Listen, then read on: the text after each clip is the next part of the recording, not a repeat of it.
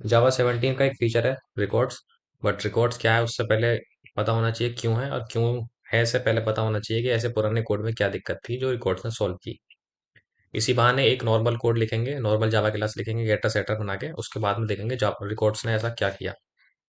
तो एक क्लास बना लेते हैं स्टूडेंट नाम की, और उसमें एक प्राइवेट इंट एज दे देते हैं, और प्राइवेट स्ट्रिंग नेम दे देते हैं। एक्सेस करने के लिए गेटर सेटर चाहिए। तो क्या करते हैं, पब्लिक स्ट्रिंग गेट नेम, और पब्लिक इंट गेट एज। लेकिन सेट एज भी करना पड़ेगा। पब्लिक वॉइड सेट एज,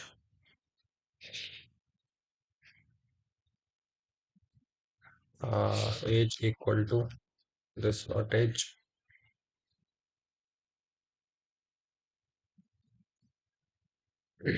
और सेट नेम भी करना पड़ेगा। ठीक है। एक काम करते हैं, एक टू स्ट्रिंग और बना लेते हैं इसकी। टू स्ट्रिंग क्या होता है मैं भी बताऊंगा। और अब क्या करते हैं, एक स्टूडेंट का ऑब्जेक्ट बना लेते हैं स्टूडेंट नाम का, और न्यू स्टूडेंट। सेट एज एक नाम सेट कर देते हैं, स्टूडेंट डॉट सेट एज कर देते हैं जी 24 साल, और स्टूडेंट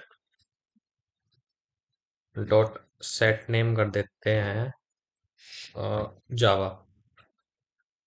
एक साउट लगा देते हैं, क्या होगा कि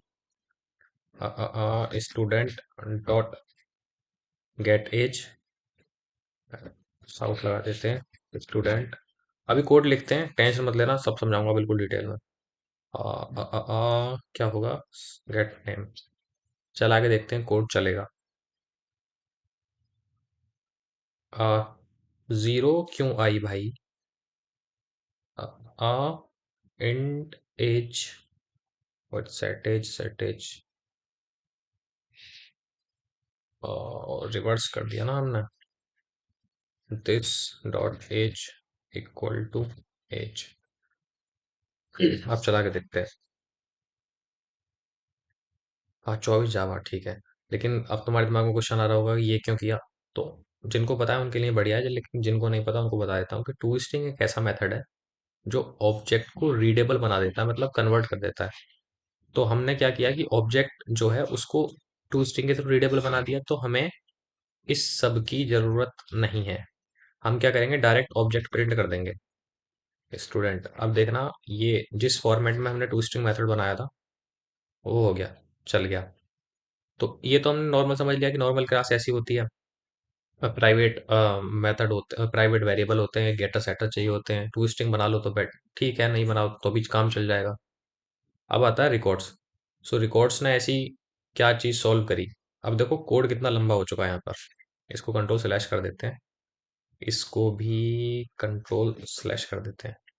रिकॉर्ड्स क्या है कि एक इम्यूटेबल क्लास बनाता है, और रीडेबिलिटी भी इंक्रीज हो जाती है, और लाइंस ऑफ कोड भी रिड्यूस हो जाते हैं। कैसे, सिंटेक्स क्या होता है कि रिकॉर्ड लिखो, और जो क्लास बनानी है उस क्लास का नाम लिखो, जो जो मेथड है वो मेथड लिख लो। हमें एक इंट, मेथड नहीं सॉरी वेरिएबल, एक इंट नेम चाहिए, और इंट एज चाहिए, और स्ट्रिंग नेम चाहिए।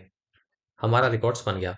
अब ये क्या करेगा भाई, ऑटोमेटिक तो प्राइवेट और फाइनल बना देगा वेरिएबल को, और कंस्ट्रक्टर भी ऑटोमेटिक बना देगा।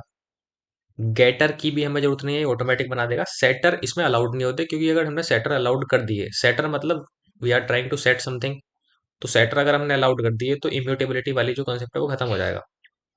तो टू स्ट्रिंग भी इसका खुद का होता है, और जो अलग मेथड है उन्हें मैनुअल नहीं लिखना पड़ता। अब हम इसमें क्या करेंगे कि इसका डायरेक्ट ऑब्जेक्ट बनाते हैं। अब जैसे मैंने बोला कि स्ट्रिंग में मतलब इसमें रिकॉर्ड्स में कंस्ट्रक्टर ऑटोमेटिक बन जाते हैं, तो स्टूडेंट इसका ऑब्जेक्ट बनाया स्टूडेंट नाम का, और न्यू करके स्टूडेंट। कंस्ट्रक्टर इसमें ऑटोमेटिक होता है ना, हम यहीं पे पास कर देते हैं 12 साल उम्र दे दो, और क्या करो नाम जावा दे दो, उसके बाद में सीधा प्रिंट कर दो। प्रिंट क्या करेंगे, स्टूडेंट। अब देखो चल जाना चाहिए, चल गया। तो नॉर्मल कोड में हमारा क्या हो रहा था, एक तो इतने लंबा कोड, ऊपर से देखो एक दो दो, एक दो तीन चार लाइन में सारी बात खत्म होगी। दोबारा समराइज कर देता हूँ। इम्यूटेबल क्लास बनाता है। इम्यूटेबल क्लास कैसे बनाता है कि we can not change it. अब चेंज इट का मतलब ये है कि इसमें सेटर अलाउड नहीं होते, क्योंकि सेटर का मतलब होता है टू सेट सम डेटा। जब डेटा ही सेट नहीं कर पाएंगे तो वो इम्यूटेबिलिटी अचीव हो जाएगी। कंस्ट्रक्टर ऑटोमेटिक बन जाते, तो हमने डायरेक्ट डेटा पास कर दिया।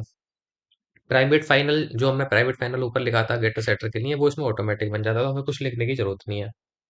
बाकी टू स्ट्रिंग मेथड इसका अब देखो यहाँ पे हमने प्रिंट करने के लिए कुछ लिखा तो नहीं ना, गेटर सेटर, तो जो टू स्ट्रिंग मेथड होता है वो अपने आप मतलब ऑटोमेटिक बन जाता है इसमें। सो अब देखो रीडेबिलिटी कितनी अच्छी होगी, लाइंस ऑफ कोड कितना रिड्यूस होगा, और दिखने में भी अच्छा लग रहा है। So that's it.